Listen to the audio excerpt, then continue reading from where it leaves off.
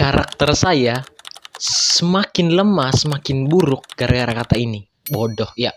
Sering beberapa kali di tempat bermain, di sekolah, di rumah, saya adalah salah satu orang yang sering dikatain bodoh.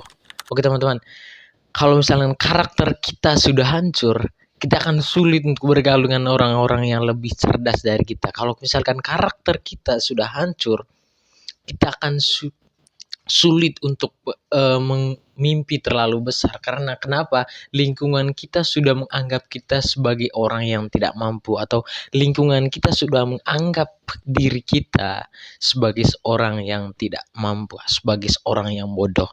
Oke teman, tapi sekarang saya punya 2 tips atau cara yang saya lakuin kepada diri saya sendiri yang merubah dari kata bodoh itu, yang memperkuat karakter saya. Dan sekarang saya sudah bisa berbicara di depan kamera seperti ini, dan juga ada beberapa event atau acara saya bisa berbicara di depan banyak orang seperti itu. Kenapa? Karena 2 hal fundamental yang telah mengubah saya dari kata bodoh itu menjadi karakter yang lebih baik. Gimana cara saya untuk menjadi hal seperti itu, menjadi orang yang sampai sekarang seperti ini, yang bisa ngomong di depan kamera seperti ini? Saya punya 2 tips, 2 cara fundamental yang merubah hidup saya dari kata bodoh itu menjadi orang yang lebih baik. Gimana caranya? Nonton video ini sampai habis.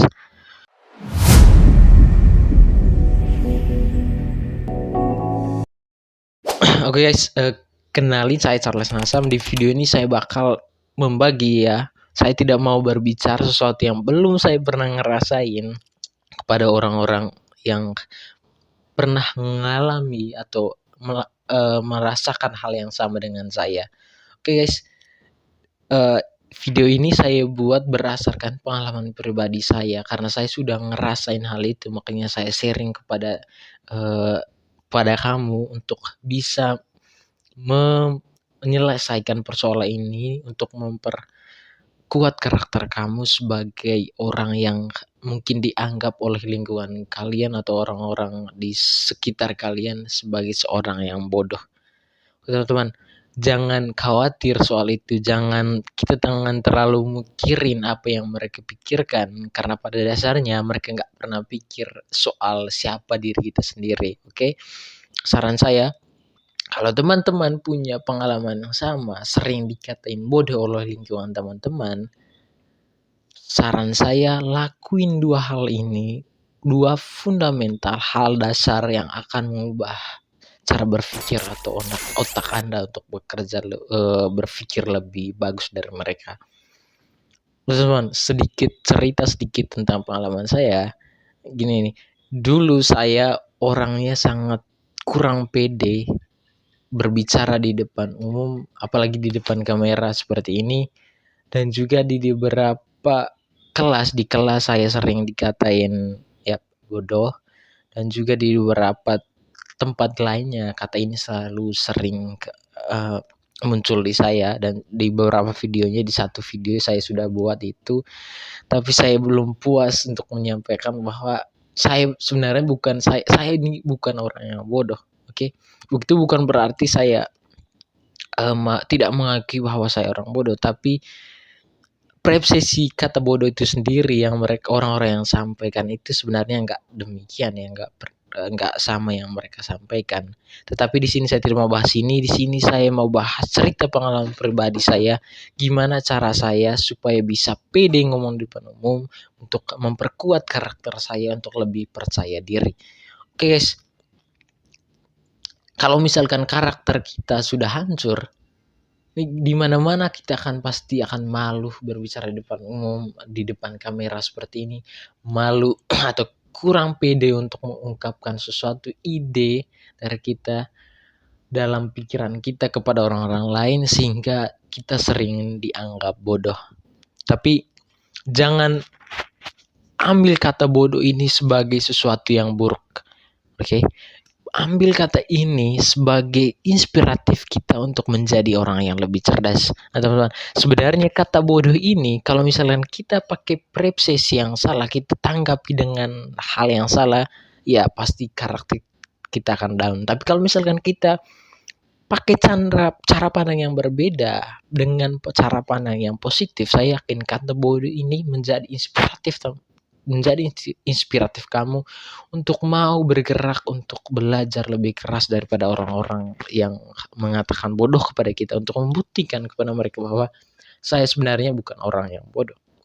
So, gimana kebiasaan saya, habit saya supaya mengubah kata bodoh itu untuk memperkuat karakter teman-teman supaya bisa mengungkapkan ide di mana saja, kapanpun teman-teman ingin menyampaikan hal tersebut tanpa ada rasa khawatir dan kurang percaya diri.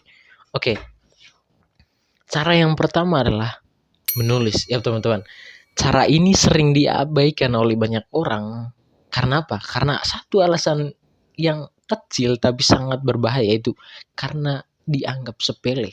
Nah, teman-teman, coba lihat hal-hal yang besar di dunia itu datangnya dari hal kecil. Pernah nggak teman-teman kalau misalkan jalan di hutan atau di sungai, kalau misalkan air tuh jatuh di dalam batu, kalau misalkan air tuh jatuh secara bersamaan, walaupun besar atau banyak, itu tidak akan pernah membuat batu itu lubang. Coba kalau misalkan teman-teman lihat di sekitar rumah teman-teman, misalkan di genteng ya, kalau misalkan ada semen di bawahnya atau ada batu, karena air itu sering berjatuh walaupun kecil tapi secara terus menerus dia jatuh, ya pasti batu itu akan berlubang. Nah, itu sama seperti menulis tadi. Kenapa menulis? Ini bukan soal hobi ya, bukan karena saya passion di menulis, bukan karena saya suka dengan menulis, tapi karena pada dasarnya kita manusia adalah makhluk yang berpikir, makhluk yang bernalar. Untuk itu, untuk bertarung atau bersaing dengan, untuk bertahan hidup, untuk survive, kita mesti asah kemampuan atau cara berpikir kita untuk menjadi orang yang lebih cerdas atau untuk bertahan hidup. Itu contoh simpelnya. Caranya kenapa? Kenapa menulis? Gini loh. Kalau misalkan kita menulis, saat kita menyampaikan ide kita di dalam kertas, yang pertama yang hadir di situ, yang pertama kita lakuin adalah berpikir ya. Otak itu sama seperti otot kita teman-teman. Kalau misalkan semakin sering diasah, semakin sering dilatih, ya pasti otak kita atau cara berpikir kita akan semakin baik atau semakin bisa dikatakan kita semakin cerdas. Karena saat menulis kita dipaksain untuk berpikir, untuk menulis apa yang kita pikirkan dengan apa yang kita menuliskan. Lalu kalau misalkan saya menyampaikan sesuatu, kita dipaksain untuk berpikir. Nah, disitulah prosesnya. Kalau semakin kita sering berpikir, itu artinya semakin sering kita untuk berpikir. Oke, kenapa harus menulis? Bukan berbicara seperti ini atau bukan hal yang lainnya. Kenapa harus menulis? Menulis itu sangat membantu, karena menulis itu hal yang fundamental, hal yang simpel, hal yang sederhana dan bisa dilakuin oleh siapa saja. Semua orang bisa jadi seorang penulis ya teman-teman. Oke, itu cara yang pertama. So, cara yang kedua adalah ya membaca. Teman-teman, pasti teman-teman udah nggak familiar lagi dengan yang namanya membaca, aktivitas membaca, tetapi kelihatannya masih banyak orang-orang yang nggak mau membaca buku bukan karena mereka nggak tahu gimana konsekuensi atau manfaat dari membaca buku itu sendiri, karena ya itu tadi, karena tidak dibiasakan ya. Makanya hal yang potensial ini yang dapat mengubah cara berpikir teman-teman untuk memperkuat karakter teman-teman sering disepelekan oleh kamu. Tapi gini loh, saat membaca buku kita dipaksain untuk berpikir, sama seperti menulis tadi, kita dipaksain untuk berpikir. Karena kalau misalkan kita membuat satu paragraf, misalkan ada satu kalimat misalkan ya, kita dipaksain untuk memahami kata tersebut, kita dipaksain untuk memahami kalimat tersebut. Nah, dalam saat proses kita memahami kalimat tersebut, kita dipaksain untuk berpikir. Nah, saya sering katain otak itu sebenarnya nggak beda dengan otot. Kalau semakin otot kita semakin sering dilatih, semakin kuat dan keras otot kita. Sama seperti orang-orang yang pergi ke gym, semakin dia pergi ke gym, semakin besar ototnya. Itu sama seperti otak kita sendiri. Semakin sering kita membaca buku, semakin sering otak kita dilatih untuk berpikir. Semakin Sering kita untuk berpikir semakin kuat karakter kita, semakin pede kita untuk menyampaikan ide dan pendapat kita tentang sesuatu kepada orang-orang banyak atau kepada kamera seperti ini. Oke guys, orang yang kurang pede itu bukan berarti tidak tahu, tapi karena mereka kurang paham gimana caranya untuk mengasah kemampuan mereka untuk menjadi orang yang lebih cerdas, untuk menghilangkan atau memperkuat karakter mereka dari kata bodoh itu tadi. Oke guys, ini pengalaman pribadi saya, bukan hasil riset, tapi pengalaman pribadi saya. Dan saya sudah buktiin kepada saya, makanya saya bisa ngomong pede di depan kamera seperti ini, walaupun jelek ya nggak apa-apa, yang penting saya bisa ngomong. Yang kedua, yang pasti saya bisa menyampaikan ide atau pendapat saya. Video ini adalah sebagai bukti bahwa saya sudah bisa menyampaikan inspirasi saya atau ide saya, pendapat saya kepada publik. Itu artinya saya pede dengan saya sendiri. Yang kedua juga saya punya kebiasaan menulis di beberapa website di media sosial. Ya kalau misalkan teman-teman nanti nemuin tulisan saya, silakan teman-teman baca.